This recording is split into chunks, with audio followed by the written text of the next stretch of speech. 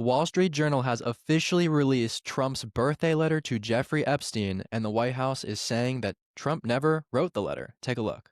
That position all along. The president did not write this letter. He did not sign this letter. And that's why the president's external legal team is aggressively pursuing litigation against the Wall Street Journal, and they will continue to. So, of course, they're denying this. From the very beginning, Trump said that he didn't write the letter.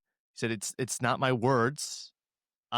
We're going to show the letter right now. Take a look at this. I mean, it's crazy. So essentially what this is, for those of you who have not seen, this is part of a birthday book of sorts that that Jeffrey Epstein's closest friends, self-described closest friends, actually wrote to him for his 50th birthday. And it included many, many famous people and celebrities. Of course, Donald Trump is in there. So the Wall Street Journal initially had said that this existed. They did not publish the document. They did not publish this letter. And so, we had just assumed that the Wall Street Journal, as a newspaper of stature and, the very well Owned by the respected, same people that own Fox News, by the way. I mean, this Yeah. is a traditionally right-wing publication. We kind of assumed they were credible. how they actually have released Yeah. the letter. And Well, it's the Epstein estate has released the letter. That's where it was. The Wall Street Yes. Journal was aware of it. And the thing is, it's not just Trump that's in here, right? As Sam said, it's 238 pages long. There's tons of people in there. No one is denying the legitimacy of their letter that's part of this book that came from Epstein's estate. Only Trump is. And the question is, how would this even be fake? Like, how would that even work? Jeffrey Well, so- Epstein and Trump were friends at this point in time. He has all of these real birthday letters from other folks. This Trump letter is in the same theme, but somehow this one is fake. Maybe the Epstein people are like trying to sabotage Trump. Is that the theory? No one's putting forward a coherent narrative of how this could actually be fake. All they're saying is that this signature does not match his current signature, but there's a problem with that, right, Sam? Well, in order for this to be fake, this document would have had to have been tampered with like 22 years ago. This was written in 2003, which is Jeffrey Epstein's 50th birthday. So apparently there's some grand conspiratorial plan by Democrats, I guess. In 2003, they predicted that he would become president over 10 years later. They forged his signature, and also he was an FBI informant at the same time. Like, the story doesn't really line up. But the problem here, Micah, is that in this signature, that we can see his signature here, if we scroll down a bit, here are some other signatures that he signed. Trump, when he's writing a letter to a personal friend, he typically writes just his first name, as you do with a personal friend. You just say your first name. This is actually, I think, more incriminating, and it makes this evidence even more real, because we know that over 1984, 1995, 1996, there's dozens of examples of this, that when Trump is close friends with somebody and he's a personal friend, he actually only writes his first name and then has a long tail at the end. And just to scroll back up, you can see the original letter here. That is exactly what Trump did. It is the same thing. So, I mean, the White House is saying that Trump didn't write this. It looks like the same damn signature to me. And I mean, are they just trying to tell people, do not believe your lying eyes? Like, is that what they're trying to do? Because it's the same signature, right? It's the same thing. It's remarkable how bad every single defense they've made on this has aged. One of the things they said is the word enigma is a word that Trump has never used. We have Trump on video using the word enigma. So, like he said, it's not my words. I never say that. And then you can find clips of him, of course, saying that. JD Vance, for one, said that the Wall Street Journal wouldn't release the letter. He said it quite tauntingly and obnoxiously. We'll show the tweet of that right now. Yeah, he says, "Forgive my language, but this story is complete and utter bullshit. The Wall Street Journal should be ashamed for publishing it. Where is the letter? Would you be shocked to learn they never showed it to us before publishing it? Does anybody honestly believe this sounds like Donald Trump? Well, now you know where the letter is. It's out. Any updates on that?" Well, he did release a new tweet about this recently. Should we show that too? Yeah. So his new line on this is that the Democrats don't care about Epstein. They don't even care about his victims. That's why they were silent about it for years. And what's so crazy about this is that the Trump administration is currently sitting on 100,000 Epstein files according to their own Department of Justice. And we know that Trump was actually briefed by Pam Bondi, who, of course, is the Attorney General of the United States, someone that Trump put in that office. She told him, hey, dude, you're in the documents. Like, what do you want us to do here? And so the files that we've been released to the Oversight Committee, those were pretty much all public, and there's pages of redactions on there, like entire pages that are just completely blacked out. Some of those, of course, are to protect the Epstein survivors. But the fact that Donald Trump's his own White House said, if you publish any Republicans, if you work with this oversight investigation, we will consider that to be a hostile act. I don't really think that somebody who's innocent would be diametrically opposed to having the evidence be released. And I honestly just think that the facts speak for themselves here, right? Like, if you are not in the Epstein files, release the fucking files. If you are in the files, you would do exactly what Trump is doing here, which is, tiptoeing around. First, it's a hoax. I Then think he's you'd be in. more intelligent about it. He Yeah, I said they're get. a hoax. Now they're saying Trump was an FBI informant, and that's why he was so close to Jeffrey Epstein.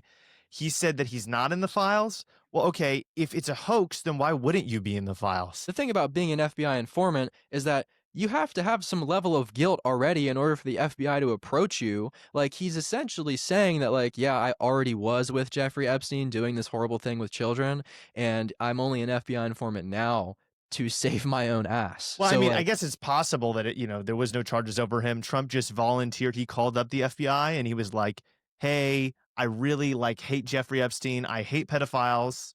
Um, I just have this really huge moral qualm with everything that he's doing. So I want to help you out." Does anybody actually believe that that happened? Like, he was not an FBI informant. That didn't happen. The only source for that is Mike Johnson's clip on this. Here, take a look.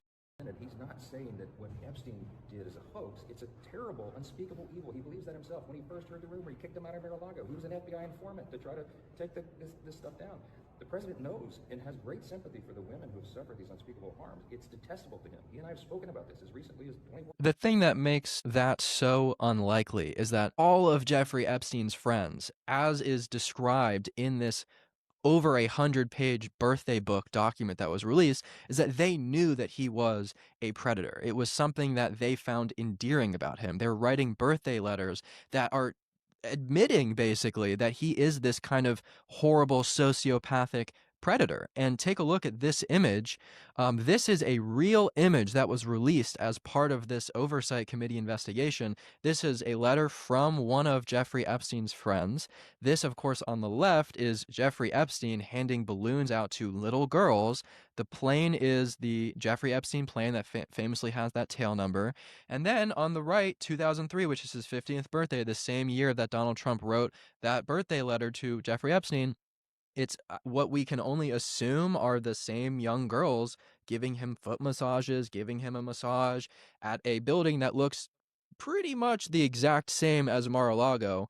I can't imagine that anybody who's friends with Jeffrey Epstein, who is a self-described best friend of Jeffrey Epstein, who knew him for dozens and dozens of years, would just not know about his number one personality trait, which is that he is a sociopathic predator. That is what all of his friends said about him over and over and over again in this 50th anniversary birthday book. Yeah, I mean, everybody knew he was diddling little girls.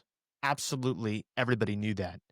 And it's insane for JD Vance to be saying that Democrats don't care about the Epstein files as if he does. He said they don't care about Epstein victims as if he does. Whenever Epstein victims rallied at the Capitol, we had people coming up talking about the ways that they were mercilessly raped and sexually exploited. And who wasn't there? He wasn't there. Trump wasn't there. Almost no Republicans were there. One of the few Republicans that was there is Thomas Massie, which is a congressman who Trump has made a personal enemy out of. He's currently trying to get him to be primaried and lose his next election. There's no Republican in Congress that Trump has more of a bone to pick with than Thomas Massie. Who was there, however? Democrats were there. So, yes, Democrats should have cared about the Epstein situation earlier. They should have fought for justice earlier. But the idea that Republicans and JD Vance is going to try to claim the moral high ground, why they currently have all the power, all the ability to go after these elite pedophiles. They can launch investigations, they can do transparency, they can try to prosecute some of these close Epstein associates, file some charges, right, against these people that we know are in, Epstein's birthday book. Every single one of these people should be investigated. They have the power to do that. Not only are they not doing that, but they're actually fighting against any independent effort to get justice. Frankly, it's ridiculous. It's absolutely ridiculous and enraging to me. Yeah, and let's examine, like, let's look at the core of this issue here, which is, why are Republicans not able to just come to the obvious conclusion that this is at least very suspect and eyebrow raising, right? That he's writing birthday letters saying, we both have this secret. I won't tell you, you know what it is. May every day be another wonderful secret. Like, Enigmas never age. Like, that is the most, who does that? Who says that? to any other president or politician in the world who had that kind of relationship with the most infamous sexual child predator, this would be a career-ending scandal, the likes of which we have never seen before, let alone the president of the United States. But why are these people not able to just say, yeah, this is really wrong, and if Trump did this, he should be held accountable? Well, they can't say it because these people are in a cult. This is a member of Congress who has a literal picture of Trump in his office. This looks like Hitler with the eagle and the gold frame. I mean, these people are not able to come to a sound conclusion on whether or not Trump was involved or implicated with Jeffrey Epstein in some sort of criminal matter, because they treat him like he's a god, like he's some sort of idol. They literally have pictures of him in their office, so they are not able to come to that conclusion. Any closing thoughts, Micah? I don't want to have a pedophile as president. I don't. I don't want to live in a country where you diddling little girls, raping them repeatedly, is something that is frankly okay, that gets you zero criminal investigations, that gets you zero charges, zero punishment, so long as you're rich enough and connected enough to the president of the United States. That's not a country that anybody wants to live in. And it's a country that we currently live in because one political party is a cult. You're showing pictures of people putting Trump on their wall and talking about how it's the best part of their office. What is going on? Like, they want to put Trump on Mount Rushmore. There was a bill that was filed to do that, to rename national waterways after Trump. Are you kidding me? Trump's referring to famous museums like the JFK, the Kennedy Center, as the Kennedy/Trump Center. This is a cult. If we got a video that was actually genuine, that nobody denied, of Trump with Jeffrey Epstein doing extremely suspect things with underage girls, you know what they do? The pivot would be like this. Instead of saying, actually, he had nothing to do with any of this stuff, they'd say, you know what? It's actually fine. It's the girl's fault. That's what they would say. Because there's nothing that he could do that would make these people disapprove of him. That is what the cult is about. They will drink the Kool-Aid. They currently are. And so it's on us, everybody who's normal. It doesn't matter what your politics are. You can be right-wing as hell. Everybody who's not part of this cult, to say that this is unacceptable. In this country, we can unite against at least one thing, and that is pedophiles.